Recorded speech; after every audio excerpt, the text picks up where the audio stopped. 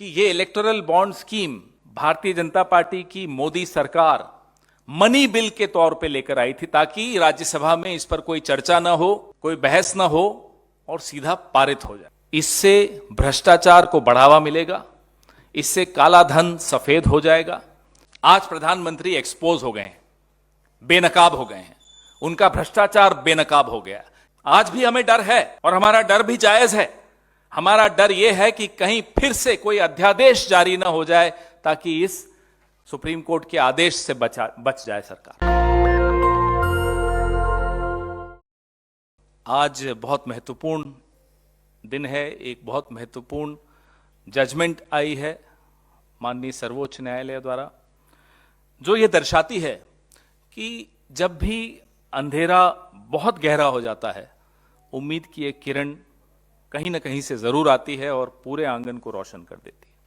आज माननीय सर्वोच्च न्यायालय से उम्मीद की वो किरण हम सबको दिखाई दे रही है। जब से ये इलेक्टोरल बॉन्ड स्कीम 2017 में लाई गई थी, उस वक्त वित्त मंत्री माननीय अरुण जेटली जी ने इसका बहुत बौद्धिकरण करने की कोशिश की। He tried to intellectualize it a lot and justify it, लेकिन हमने तब से उसका विरोध, पुरजोर विरोध, हर मंच से बार बार, इस मंच से तो कई बार करते रहे।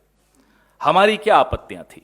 हमारी आपत्तियां बहुत स्पष्ट थी कि यह अपारदर्शी है, इससे भ्रष्टाचार को बढ़ावा मिलेगा, इससे काला धन सफेद हो जाएगा, इससे जो रूलिंग पार्टी है, जो सत्तारूढ़ दल है, सारा लाभ उसको मिलेगा और एक ऐसा अनकहा अनदेखा रिश्ता स्थापित हो जाएगा सत्तारूढ़ दल का और कंपनियों का। जो कंपनियां इन इलेक्टोरल बॉन्ड्स को खरीदेगी, उनको क्या लाभ दिया जाएगा? ये तमाम सवाल हम इस मंच से बार बार उठाते रहे। सवाल जायज थे, चिंता जायज थी, क्योंकि किस कंपनी ने किस पार्टी को कितना पैसा दिया और क्यों दिया, उसके एवज में उसको क्या मिला, यह जानने का अधिकार इस देश के एक एक वोटर को है, एक एक पत्रकार को है, एक एक व्यक्ति को है। भले वो किस पार्टी को वोट देता है नहीं देता, उससे कोई फर्क नहीं पड़ता। और उस अधिकार की रक्षा के लिए कांग्रेस पार्टी तत्पर है। इकलौती पार्टी जो 2017 से लेकर आज तक लगातार इस मुद्दे पर बहुत प्रबल आवाज में बोलती आई है।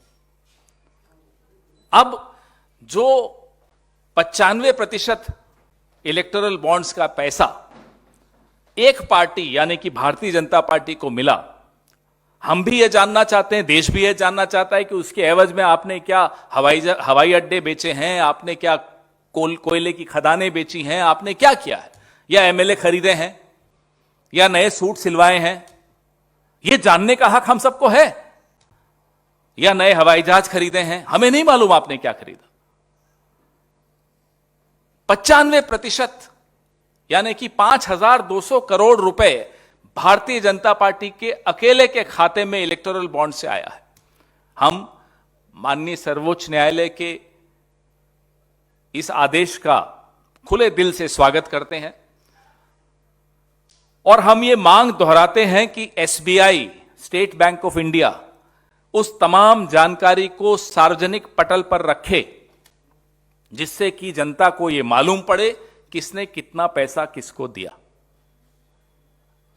आपको याद होगा कि यह electoral bond scheme Bharatiya Janata party की मोदी सरकार मनी बिल के तौर पे लेकर आई थी, ताकि राज्यसभा में इस पर कोई चर्चा ना हो, कोई बहस ना हो और सीधा पारित हो जाए। आज भी हमें डर है और हमारा डर भी जायज है। हमारा डर यह है कि कहीं फिर से कोई अध्यादेश जारी ना हो जाए, ताकि इस सुप्रीम कोर्ट के आदेश से बच जाए सरकार। यह डर हमारा जायज है। इस डर को हम आपके साथ साझा कर रहे हैं।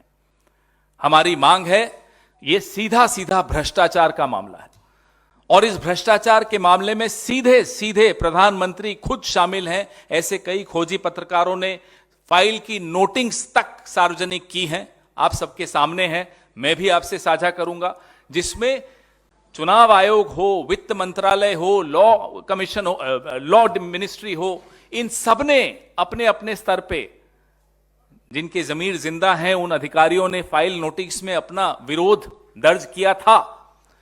उस विरोध को नजरअंदाज करते हुए किस तरह से ये थोपी गई इलेक्टोरल बॉन्ड स्कीम इस देश पर, यह हम सब ने देखा।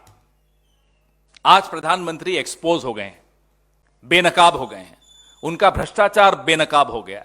ये भ्रष्टाचार मैं कहूं बचते हुए कह दूं कि भाजपा का भ्रष्टाचार है, ये इलेक्टोरल करप्शन है, ये सब मुझे लगता है लाग लपेट की बात होगी। ये सीधा सीधा प्रधानमंत्री द्वारा किया गया एक भ्रष्टाचार है जिसको कानूनी जामा पहनाने का प्रयास किया गया। मनी बिल लाकर आपने मनी का इंतजाम कर दिया विधायक खरीदने के लिए, कोयले की खदान देने के लिए, हवाई अड्डे देने के लिए, अपने मित्रों को उपकृत करने के लिए।